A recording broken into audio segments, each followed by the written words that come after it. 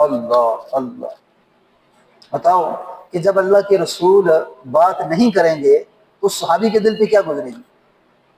سوچ لو، اور رخ پھیر لیتے جب بھی آپ سامنے آتے تو بتاؤ صحابی کے دل پہ کیا گزرتی ہوگی؟ یہ 3 صحابیوں کے ساتھ یہی معاملہ ہوا، کہنے لگے دنیا مجھ پہ تنگ ہو گئی، پریشان حال ہو گیا، لیکن سچ یہ تھا کہ میں اللہ آپ کے سامنے سرخرو ہونا چاہتا ہوں، اسی پہ قائم رہے۔ بیوی بھی لے کے چلی گئی، کوئی بچے بات کرتے نا تو پیغام دے دیا بچوں کو، خبردار بچے بھی بات کریں۔ اللہ، تو پھر صحابہ کرام کے ان کے پاس جب جاتے نا تو جب ان سے ملاقات ہوتی تو کیا کہتے تم جانتے ہو میں منافق نہیں ہوں، اور نہ میں منافقوں کا ساتھی ہوں، میں آپ صلی اللہ علیہ وسلم سے سچی محبت کرتا ہوں۔ ذات کی لذت کو کھائیں۔ جب ہم دعا کرتے ہیں، ہم نے دیکھا نماز پڑھتا ہے انسان، نماز برخود کے ساتھ پڑھتا ہے، یعنی توجہ مقصود نہیں ہے اس کی، یعنی کہ کیا اللہ اللہ، غفلت ہے، غفلت ہے۔ وَمَا اللَّهُ بِغَافِلٍ عَمَّا تَعْمَلُونَ، اے لوگو اللہ تم سے غافل نہیں ہے۔ وَمَا اللَّهُ بِغَافِلٍ عَمَّا تَعْمَلُونَ، تم اللہ سے غافل ہو سکتے ہو لیکن اللہ تم سے غافل نہیں ہے۔ تو یہ جو بے توجہی ہے یہ انسان کو اللہ کے ان احکام سے، اللہ کے اس تعلق سے، آپ صلی اللہ علیہ وسلم کے اس تعلق سے دور کرتی ہے کہ جو اللہ کو مقصود ہے۔ اللہ کو اس انسان سے کیا مقصود ہے، اللہ کی سنت سے کیا مقصود ہے، تو یہ غفلت اس سے دور کرتی ہے۔ درود شریف پڑھنے کی مختلف جگہ ہوتی ہے نا، فرمایا جب مسجد میں آئے تو پھر درود شریف پڑھے، جب مسجد سے باہر نکلے پھر درود شریف پڑھے، جب گھر میں داخل ہو پھر درود شریف پڑھ لے، زیادہ نہیں پڑھ سکتا ایک دفعہ درود شریف پڑھ لے، کام میں لگے پھر درود شریف پڑھ لے، سواری پہ چڑھتے ہوئے پھر درود شریف پڑھ لے، دعا جب کر رہا ہے تو دعا کرنے میں اور دعا کے اہتمام میں کیا کرے، درود شریف پڑھے۔ تو کیا یہ جو رحمت ہے اللہ تعالیٰ کی رحمت، کیونکہ اس نے یہاں پہ 2 چیزیں کی ہیں، ایک اللہ تعالیٰ کا دھیان اسے نصیب ہو گیا، یعنی درود شریف پڑھنا آسان نہیں ہے کہ ہم کہیں کہ بالکل آسان ہے، پڑھے گا وہ جس کا دل غفلت سے خالی ہوگا، یعنی وہ پڑھے گا جس کا دل غفلت سے خالی ہوگا۔ آج ہمارے اندر غفلت ہے، ہر لحاظ سے غفلت ہے۔ اللہ اکبر، یہ غفلت کیا چیز ہے؟ غفلت کیا چیز ہے؟ اگر ہم پوری دنیا پہ نظر ڈالیں نا، پوری دنیا پہ نظر ڈالیں تو پوری دنیا اس وقت غفلت کے میدان میں چل رہی ہے، اور جو اللہ تعالیٰ نے اسباب رکھے ہیں کہ انسانیت غفلت سے دور ہو جائے اور انسانیت ایک راستے پہ آ جائے، انسانیت اس راستے سے انتہا درجے میں دور ہو چکی ہے۔ اس کے نتیجے میں کیا ہو رہا ہے؟ مصیبتیں آ رہی ہیں، بلائیں آ رہی ہیں، پریشانیاں آ رہی ہیں، انفرادی طور پہ آ رہی ہیں، اجتماعی طور پہ آ رہی ہیں، اور امت راستے کو چھوڑ کے اپنے معاملات کو گمان سے حل کر رہی ہے۔ امت اپنے معاملات کو صراط مستقیم والے راستے کو چھوڑ کے اپنے گمان اور اپنے ذہن سے حل کر رہی ہے، جس کا نتیجہ کیا ہو رہا ہے؟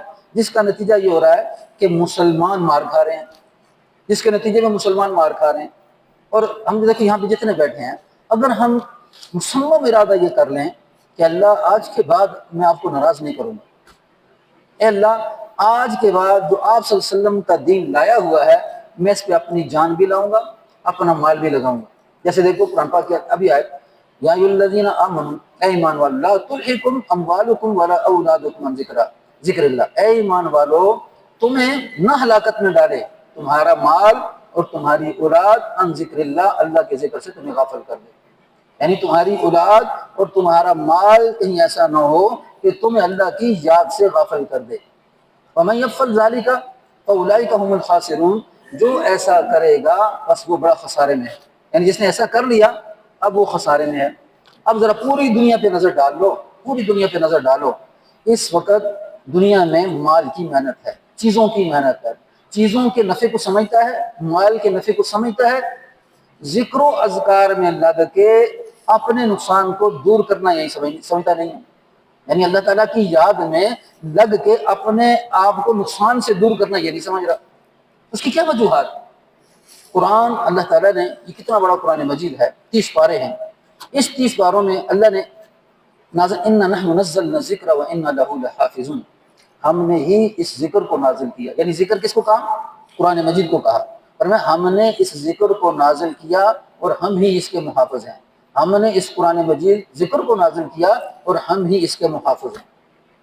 سب سے پہلا جو یاد مسلمان کے ذمہ جو چیز ہے نا، کہ جب انسان وَأَلَا بِذِكْرِ اللَّهِ وَتَطْمَئِنُّ الْقُلُوبُ، خبردار لوگو اللہ کی یاد میں دلوں کو اطمینان ہے، خبردار لوگوں، اللہ کی یاد میں، اللہ کے ذکر میں دلوں کو اطمینان ہے۔ اگر انسان کے دل کے اندر اللہ کی یاد کی طرف یہ انسان کا دل متوجہ نہیں ہو رہا، اللہ اللہ، ان السمع والبصر والفؤاد کل اولئک کان مسئولا، بے شک تمہارے کانوں کے بارے میں، ان السمع والبصر تمہاری آنکھوں کے بارے میں، والبصر تمہاری آنکھوں کے بارے میں، تمہارے کانوں کے بارے میں، تمہارے پاؤں سے، تمہارے دل سے، کل اولئک کان مسئولا، ان سب سے سوال کیا جائے گا۔ کہاں تیرا دل غافل تھا، تیری آنکھ غافل تھی، تیرا دماغ غافل تھا؟ اللہ اللہ۔ تو غفلت جو ہے نا، یہ انسان کو گمراہی کی طرف لے کے جاتی ہے۔ ان میں سے ایک تو وہ لوگ ہوتے ہیں کہ جو لوگ کفر کے درجے میں پہنچ جاتے ہیں، یعنی ایک لوگ وہ ہیں جو غفلت کی وجہ سے کفر کے درجے میں پہنچ چکے اور ساری زندگی گزر گئی، ان کے دل پہ یہ خیال بھی نہ آیا، ان کے دل میں یہ خیال بھی نہ آیا کہ ہم نے کس کو پانا تھا۔ اب پوری دنیا میں نظر ڈال لو، کتنے لوگ ایمان والے ہیں اور کتنے لوگ کفر میں پھنسے ہوئے ہیں۔ دوسری جو چیز غفلت میں انسان کو ڈالتی ہے، دوسرا جو درجہ ہوتا ہے وہ نفاق کا درجہ ہوتا ہے۔ نفاق کیا ہوتا ہے کہ ظاہری طور پہ انسان تو ایمان والا ہے لیکن دل کے اندر نفاق ہوتا ہے۔ نفاق میں اس کی سب سے بڑی نشانی کیا ہوتی ہے؟ نفاق جب آ جاتا ہے تو اللہ کے حکم کو پورا کرنا مشکل ہو جاتا ہے۔ یہ ابتدائی سٹیج ہوتی ہے، یعنی نفاق کی ابتدائی سٹیج کیا ہوتی ہے کہ اللہ کے حکم کو پورا کرنا مشکل ہو جاتا ہے۔ نمازیں اس سے چھوٹیں گی، اللہ کے رسول کے طریقے سے چھوٹیں گے۔ آج ہم پوری امت پہ نظر ڈال لو، یہی کفیت امت کی بنی ہوئی ہے۔ یہ نفاق کس درجے میں چل رہی ہے؟ یعنی آپ صلی اللہ علیہ وسلم کی یاد، آپ صلی اللہ علیہ وسلم کے طور طریقے، اللہ کی یاد، یہ انسان کے دلوں سے نکل جائے گی۔ نفاق کا سب سے پہلا درجہ یہ چلتا ہے۔ جیسے آپ دیکھیں حضور صلی اللہ علیہ وسلم کے دور میں کعب بن مالک رضی اللہ تعالیٰ عنہ، غزوہ تبوک کے اندر کیا ہوتا ہے کہ غزوہ تبوک میں حکم ہوا کہ تم اللہ کے راستے میں نکلو، تو سارے صحابی نکل گئے۔ 3 صحابی باقی بچ گئے نا، ان میں ایک کیا تھے؟ کعب بن مالک رضی اللہ تعالیٰ عنہ، یہ پیچھے بچ گئے۔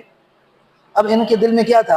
ان کے دل میں تھا کہ میرے پاس مال بھی ہے اور میرے پاس اسباب موجود ہیں، اونٹ بھی ہے، گھوڑے بھی ہے، ایسا کہ اللہ کے رسول جب قافلے میں جائیں گے تو قافلے میں جانے کے بعد 30,000 کا لشکر ہے تو یہ بڑی دیر سے پہنچیں گے، تو میں ایسا کروں گا، اونٹ لوں گا، گھوڑا لوں گا اور جلدی سے تیز سفر کروں گا اور آپ سے سلم تک جا کے پہنچ جاؤں گا۔ تو یعنی مال کی محبت نے، چیزوں کی محبت نے آپ صلی اللہ علیہ وسلم کے ساتھ جانے سے روک دیا۔ اللہ اللہ اللہ۔ اب جناب ایک دن گزرا، 2 دن گزرے، 3 دن گزرے، کرتے کرتے آپ صلی اللہ علیہ وسلم کی واپسی کا وقت آ گیا۔ جب آپ صلی اللہ علیہ وسلم کی واپسی کا وقت آیا تو پریشان ہو گئے، کہنے لگے میں نے یہ کیا کر دیا؟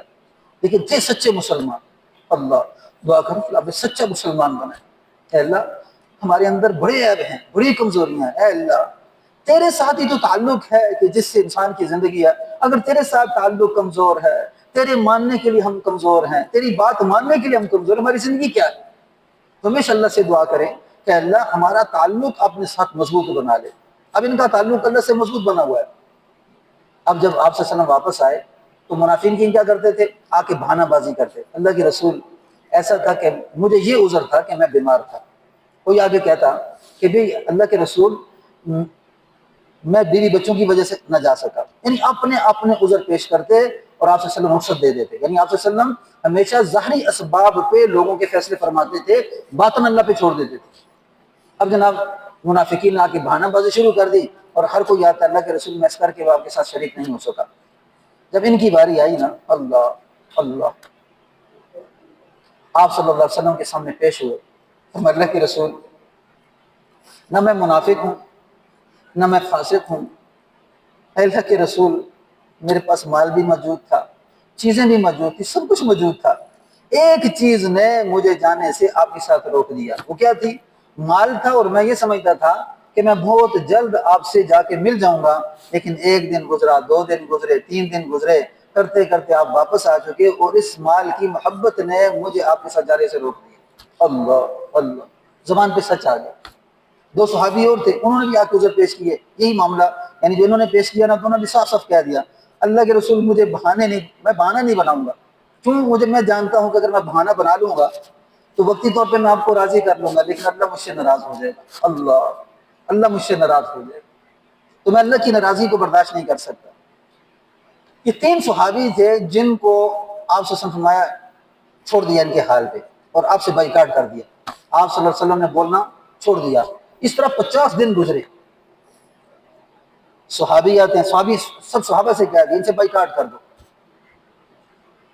یہاں تک کہ کعب بن مالک رضی اللہ عنہ کہنے لگے کہ آپ صلی اللہ علیہ وسلم نے میری بیوی کے گھر پیغام، بیوی کے پاس پیغام بھیجایا کہ آپ بھی ان سے تعلقات ختم کر دو، اپنے میکے چلی جاؤ۔ اللہ اللہ، بتاؤ کہ جب اللہ کے رسول بات نہیں کریں گے تو صحابی کے دل پہ کیا گزرے گی؟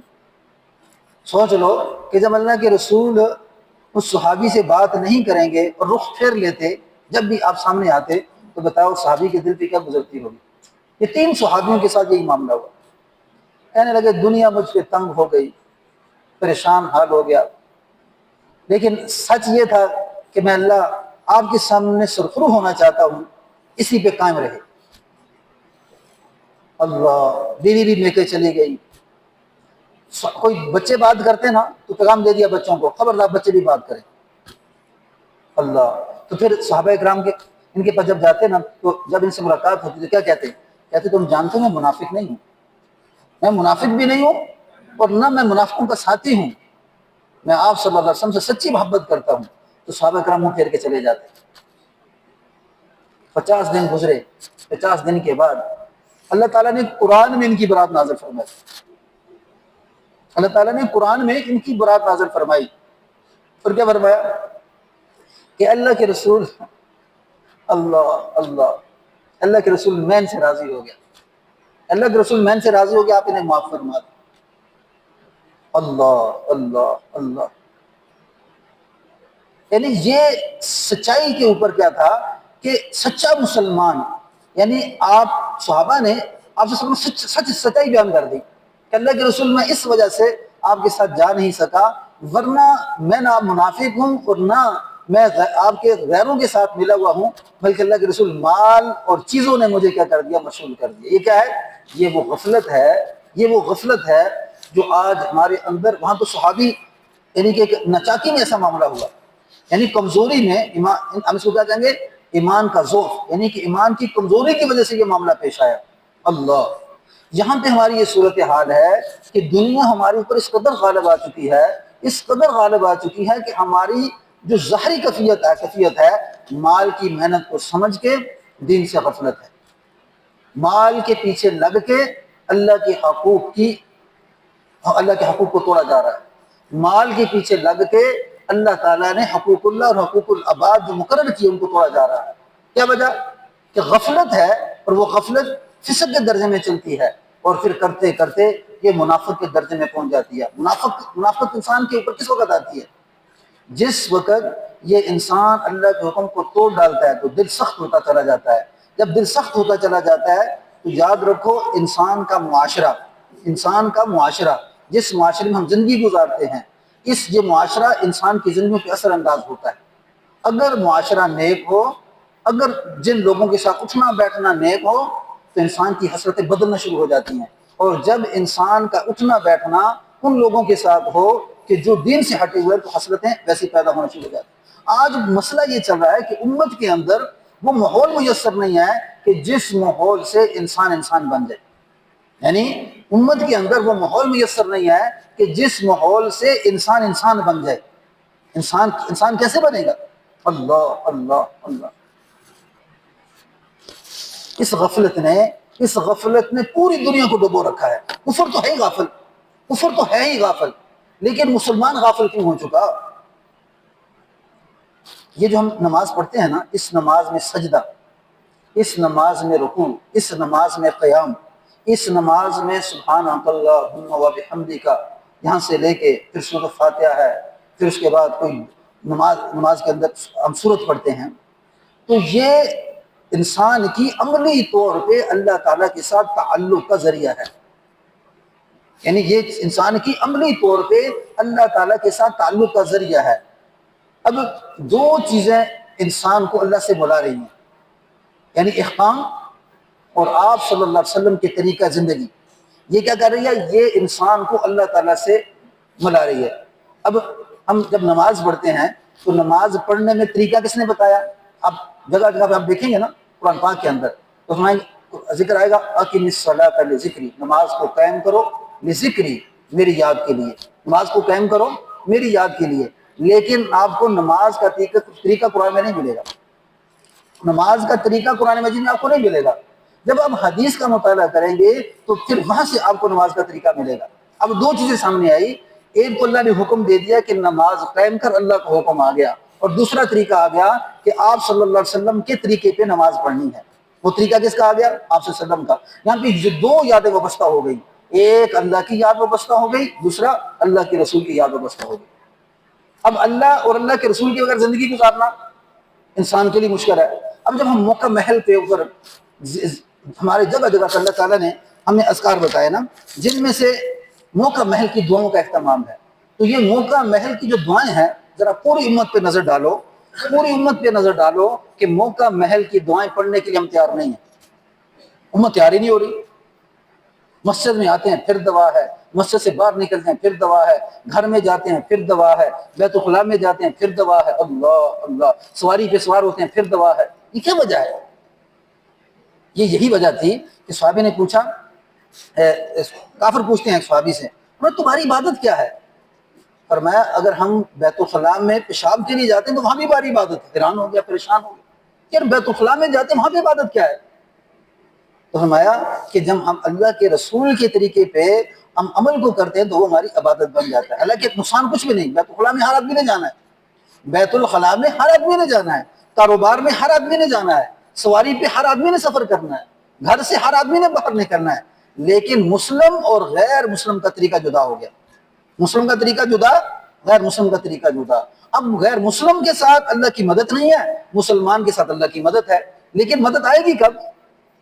ہر مسلمان کے ساتھ اللہ کی مدد نہیں ہے۔ ہاں کسی نیز کے اوپر یہ عمل تو کر رہا ہے، لیکن اللہ کی مدد جس طرح کے اجتماعی طور پہ آپ صلی اللہ علیہ وسلم کے ساتھ، صحابہ اکرام کے ساتھ جو مددیں آتی تھی وہ کس وجہ سے آتی تھی؟ کہ صحابہ غافل نہیں تھے، صحابہ غفلت میں نہیں تھے۔ اب دیکھیں ایک موقع پہ جب مسواک کا حکم ہوتا ہے تو مشرکین آتے ہیں اور دیکھتے ہیں قافلے کو، جو صحابہ کرام کا جو پڑاؤ تھا، تو بار بار حملہ کر رہے ہیں، یعنی فتح نہیں ہو رہی۔ تو امیر نے کیا کہا، لگتا ہے کہ ہمیں ہمارے اندر کوئی ایسا گناہ ہے جس وجہ سے یہ نہیں ہو رہا۔ نظر دوڑائی تو دیکھا مسواک کرنے میں کمی ہے، مسواک جو ہم کرتے ہیں نا، مسواک کرنے میں کمی ہے۔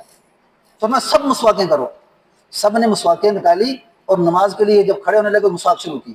تو کفار نے جب دیکھا کہ یہ دانت تیز کرتے ہیں تو صرف دانت تیز کرنے کی وجہ سے، یعنی دانتوں کو صاف کرنے کو دیکھتے ہوئے سارا جناب لشکر بھاگ گیا۔ یعنی دیکھو کہ سنت کا ایک عمل کیا ہے اور اس عمل کی وجہ سے سارا لشکر بکھر گیا۔ یعنی کیا وجہ بنی؟ وجہ یہ بنی کہ وہ امت صحابہ جو تھے، فرمایا وہ اللہ کے رسول کے ایک ایک طریقوں کو پورا کرنے کے لیے اپنی جان دیتے تھے۔ اللہ، تو جب انسان اللہ کے ذکر سے غفلت کرتا ہے تو قرآن کے اندر، قرآن خود ذکر، جیسے اِنَّا نَحْنُ نَزَّلْنَا الذِّكْرَ وَإِنَّا لَهُ لَحَافِظُونَ، ہم نے اس قرآن کو نازل کیا، ہم اس کے محافظ ہیں، اور سب سے بہترین ذکر قرآن آ گیا۔ قرآن کا پڑھنا یہ انسان کو غفلت سے نکالتا ہے، اور دوسرا قرآن پہ تدبر کرنا، غور و فکر کرنا۔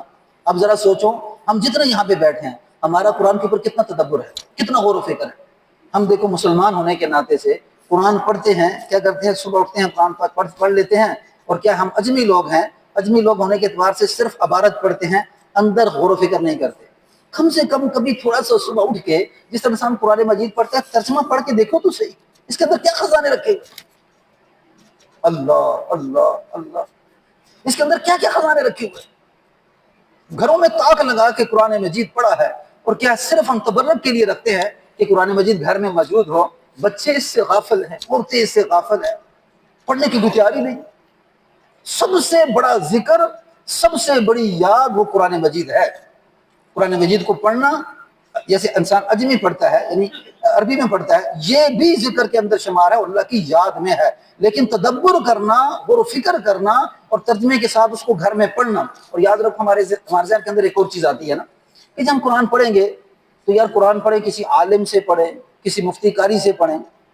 اللہ تعالیٰ نے قرآن مجید کے دو حصے رکھے ہیں، ان میں سے ایک حصہ جو ہے نا قرآن پاک کے اندر آتا ہے وَلَقَدْ يَسَّرْنَا الْقُرْآنَ لِلذِّكْرِ فَهَلْ مِن مُدَّكِرٍ، تحقیق ہم نے قرآن کو آسان کیا، کون ہے جو اس پہ غور و فکر کرے، کون ہے جس پہ تدبر کرے۔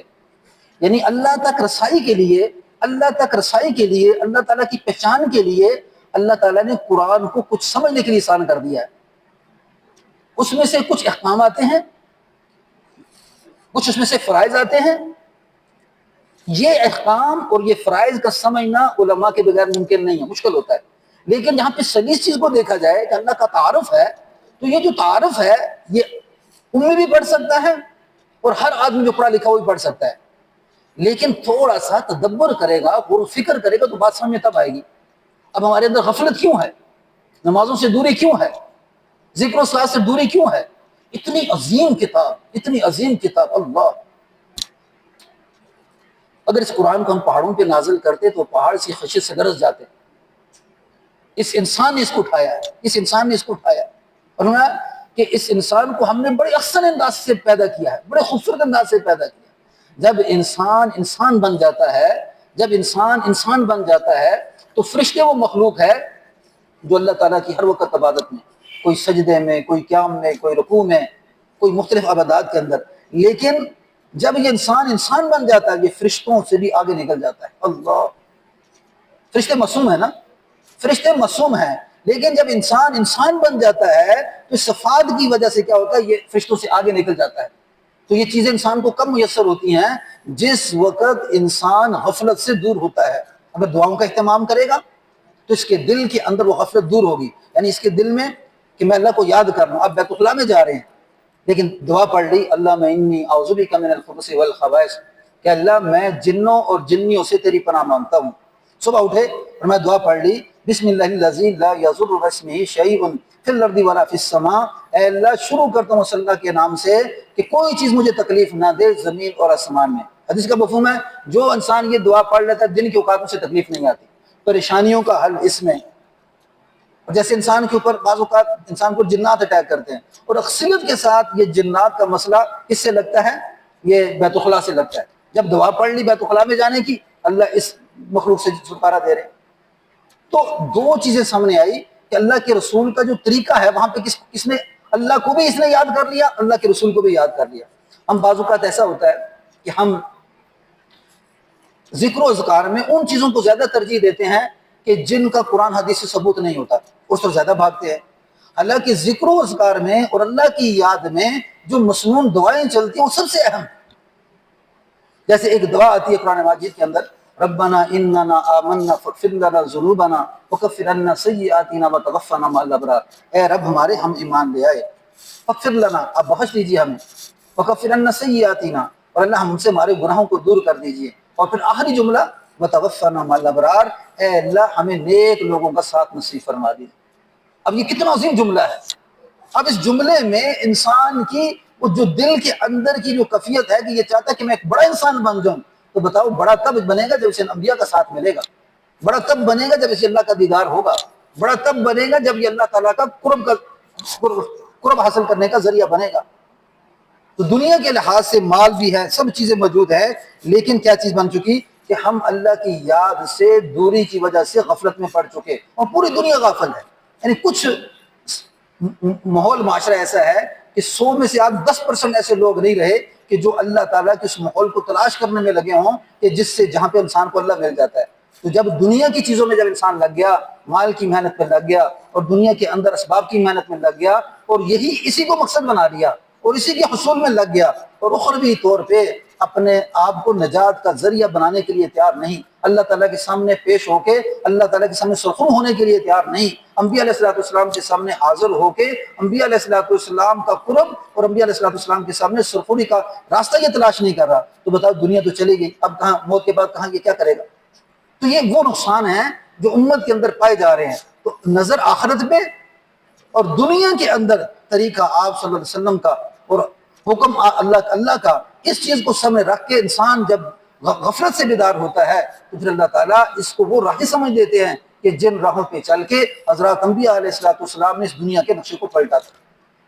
آج ہمارے اندر وہ راہیں نہیں کھل رہی، وجہ کیا کہ غفلت ہے۔ سبحان اللہ۔